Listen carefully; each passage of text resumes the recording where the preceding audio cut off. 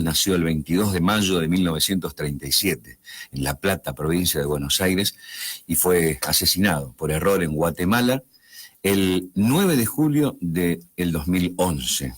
Fue un maestro masón que jamás aceptó la designación de venerable, pues, según expresaban sus hermanos, no quería dirigir a nadie ni a nada. Tal era su percepción de la libertad y el desapego que ni siquiera vivía en casa propia o alquilada. Una habitación de hotel le fue suficiente. En las letras de sus más famosas canciones traducidas a los más variados idiomas aparece con claridad el ideario ancestral de la masonería. Su tema que escuchábamos, No soy de aquí ni soy de allá, recorrió el mundo siendo grabado por Alberto Cortés, Pedro Vargas, Julio Iglesias, Neil Diamond, entre otros. Cabral fue iniciado en la respetable logia Soberana Espíritu Libre número 31 durante el tiempo de su exilio, que tuvo que dejar la Argentina, perseguido por la dictadura. Fue acogido en la masonería mexicana, en donde constantemente era visto trabajando en las logias de las ciudades que visitaba con sus espectáculos. Consustanciado, como hemos dicho, con los principios masónicos, realizó frecuentes conciertos para actividades sociales y asistenciales. Hay hermanos que aún lo recuerdan conversando animadamente en la cafetería de la Gran Logia del Valle de México, que, por aquellos días, estaba en la planta alta del edificio de la calle Sadi Carnot, número 76. Una referencia a este excelente tema que escuchábamos de Facundo Cabral. Y un texto para analizar con los presentes hoy en nuestra mesa, que dice: Maestro, ¿verdad que la nuestra es la verdadera masonería? El maestro contesta: no digas eso. Eso repitió suavemente el maestro. Cuando hablas así, no solo faltas a la humildad, sino a la caridad, sino también a la educación. Si un bondadoso caballero te invita a su casa, ¿te molestarás porque otros invitados llegaron por un camino diferente al tuyo? Muchos son los invitados a descubrir la verdad de su vocación y muchos los caminos por donde se puede llegar a ella. Así es. Para reflexionar. A ver. Sí, Sebastián. Ese es un texto muy lindo, la verdad es mucho más largo, pero esa primera parte creo que explica bastante bien las diferentes maneras de ver que tiene la masonería el mismo objetivo, que es la perfección del ser humano. Uh-huh. Mira, la masonería como la conocemos hoy en día tiene un origen histórico particular, concreto, con día y fecha exacta. Pero pretender de que la masonería en ese momento es como que brota de la nada, Uh-huh. es hasta un poco, si se quiere, naif o ingenuo. O sea, esto es una evolución lenta y paulatina que se va dando a lo largo de muchos años y que llega hasta los tiempos modernos. Uh-huh. El año de punto de partida es 1717, en el cual se juntan estas 4 primeras logias, 2 logias operativas que se llaman, que eran los que trabajaban en el colegio de constructores de aquella época. Las gildas. Las gildas, sí. Y 2 logias que ya tenían, uno que era solamente nobles y el otro que estaba integrado por nobles y por albañiles. Bien. La realidad de los hechos es que el primer antecedente documental que se tiene es del año 1654, cuando se inicia a un noble, que él había anotado en su diario, en el día de la fecha fue iniciado en tal logia, Uh-huh. y es el antecedente más antiguo que se tiene documentalmente probado de una persona adoptada o aceptada. Bien. Dentro de la masonería. Y a partir de 1717 en adelante es como que se empieza Uh-huh. una gran discusión. Habían 2 grandes corrientes, una corriente inglesa y una corriente, por decirlo así, escocesa o irlandesa. Sí. Y ambas tenían hasta ese momento 2 maneras diferentes de trabajar sus reuniones, en pocas palabras. Y eso genera la primera gran división entre los llamados modernos y antiguos. Uh-huh. Lo gracioso es que están invertidas. Antes que Sebastián se extienda, desde el comienzo orgánico y fundacional de la masonería, como la llamamos hoy. Yo quería comentar para ilustrar esto, que esta creación de la Gran Logia en 1717, ver en el contexto que se desarrolla esto. Claro. O sea, Inglaterra, en el año 1700 y un poco antes, con el ingreso de Eduardo II en el rey, como rey de Inglaterra,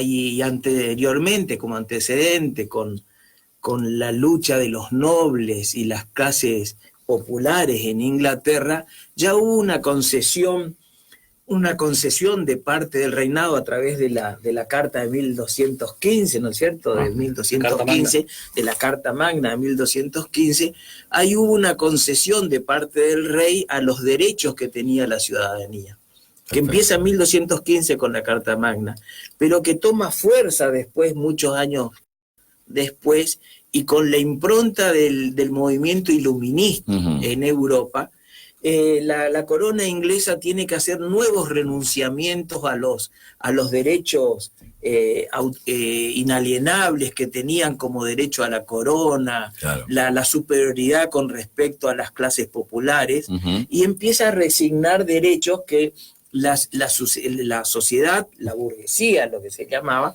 empieza a tomar forma los nuevos derechos que adquiere la ciudadanía.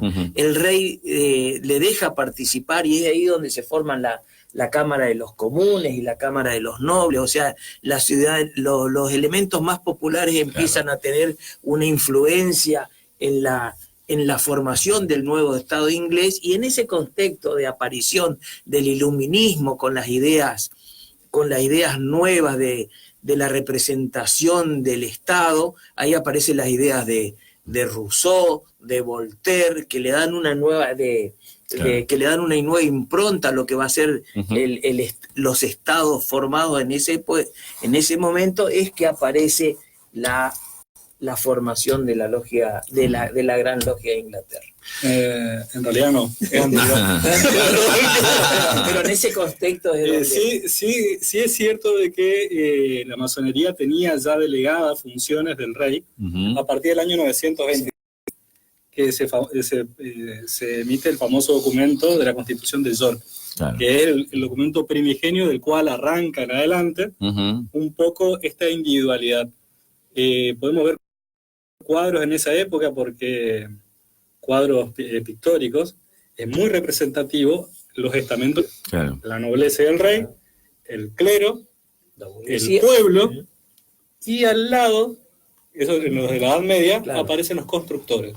Y es muy notable porque vamos a ver en esos cuadros que tiene el que está normalmente a la izquierda del rey, tiene un compás, o tiene una escuadra, o tiene una regla, o tiene un rollo de pergamino, que son los planos. Eso denota ese poder delegado que tenían. Imagínense que acá lo principal era la educación, el saber leer y escribir y el poder transmitir ideas. Claro. Hasta ese momento la gente no tenía educación. La única manera de conseguir educación era mediante la parte eclesiástica, siendo noble, porque los nobles podían pagar los mejores profesores a su descendencia, o entrando en un gremio. En los gremios se le enseñaba desde leer y escribir, reglas de cortesía y urbanidad, hasta incluso ciencia. Matemática y geometría, que era la ciencia básica de los constructores, ¿no? Bueno. Y decía que cualquiera pudiera ingresar, que era lo más fantástico, y era una cuestión impensable en esa época. Totalmente.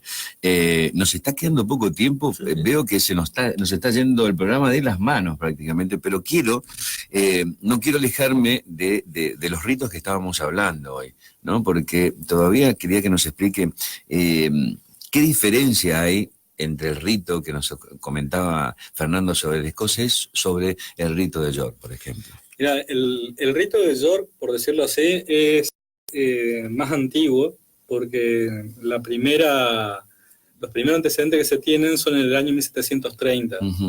Esto se sabe porque a fines del siglo XVIII hubo un masón que traicionó a la orden, y emite un famoso documento que fue publicado en todos los diarios de la época, que se llamó La Masonería Analizada.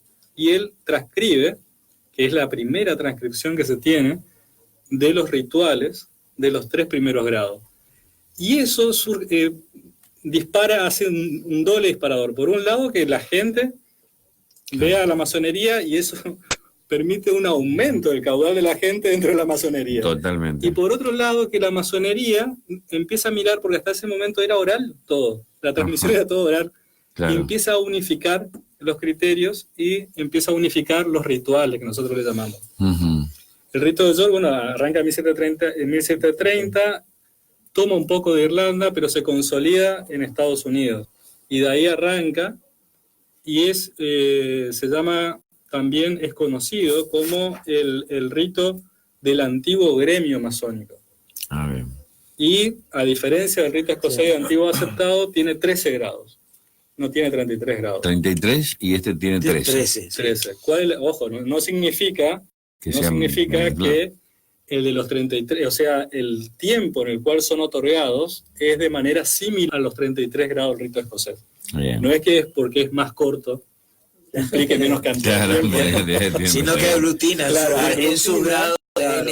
más elementos para llegar casi al mismo. Ahora, no sé a quién le cabe la pregunta, pero puedo hacerla. ¿Qué diferencias hay o qué experiencias tuvieron en pocos minutos, si nos pueden contar, con otras experiencias en, por ejemplo, Paraguay, Brasil, sobre ritos acá me apuntan, por ejemplo, emulación, brasilero y moderno? Bueno, en Brasil, por ejemplo, ellos trabajan una variante del rito de emulation, se llama, que es un rito inglés, que lo que hace es fusiona un poco, por eso había notado, dos grandes ritos que son el de los modernos y de los antiguos. Bien. Y es bastante parecido al de York, o sea, tiene muchos elementos en comunes, pero se ve más la raíz de lo que es el rito escocés, antiguo aceptado. Después, ¿de cuántos grados aproximadamente? El emulation tiene 13 grados, igual que... De hecho, o sea, uno pone uno al lado del otro, todo lo que es York son iguales. Perfecto. Son prácticamente iguales.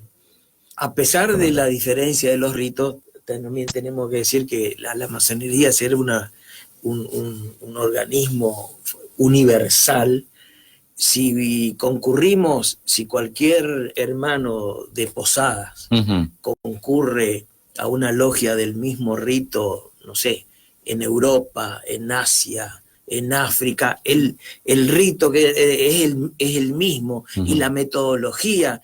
El rito es el ritual que se lleva a cabo para llevar a cabo una reunión masónica. Eso nada.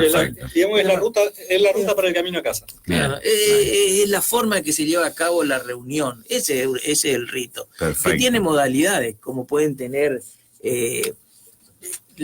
una reunión de tipo de alguna otra organización, que primero llevan a cabo esto, después se lee el acta, que eso, bueno, es la forma de llevar a cabo esa reunión masónica. O fíjate que, por ejemplo, hay ritos en los cuales se nota más. Por ejemplo, hay un rito que se llama rito egipcio, ¿no? Toda la decoración que tiene es egipcia. O hay un rito que es más, ¿cómo decirlo?, más antiguo, y tiene la representación de una obra en construcción, literalmente. Porque como era un gremio de construcción, tienen incluso todos los elementos de la construcción. Y así uno puede ir encontrando... Lo veo a César que quiere meter un bocado también. Relacionado con lo que decía Fernando, la idea es desmitificar un poco este tema, porque por ahí la gente, el oyente, el radio escucha, tiene en el oído la palabra rito y lo va a identificar automáticamente, que es lo que yo haría si estuviera del otro lado, con un aspecto religioso. Hay que entender que la masonería como tal es un sistema. Nosotros tenemos un método de trabajo y de transmisión del conocimiento. Es un sistema de formación del hombre, del ser humano, pero fundamentalmente en su aspecto moral. Nosotros atacamos a la médula del problema, que creemos que corrigiendo esos aspectos vamos a lograr un mejor hombre que se transforme en un elemento valioso para la sociedad, no solamente dentro de la orden, sino afuera. Perfecto. Y el rito acá para nosotros no tiene ese sentido religioso que puede tener en otras instituciones, como incluso la propia iglesia. Es la forma en que nos manejamos, es la forma en que trabajamos, es la forma en que nos movemos. Hay formas de tratarnos entre nosotros, saludarse. en el momento de las reuniones, formas de saludarnos, hay diversos mecanismos para el ingreso de una persona a la orden, para el paso de una persona, de un hermano de aprendiz a compañero, de compañero a maestro, que también se llaman ceremonias, pero repito, no con ese contenido o no con esa impronta. Con esa imaginación de rito que te exactamente, no es un ritual porque la masonería no es una religión de ningún modo, ¿no? Bueno, vamos a ir al último tema musical y después ya nos queda la despedida, pero vamos a escuchar un hermoso tema de Louis Armstrong que se llama Qué maravilloso mundo. Aquí vamos a escucharlo. Ya venimos.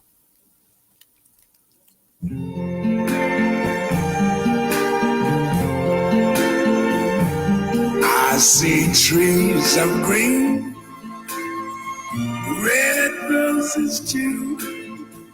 I see them bloom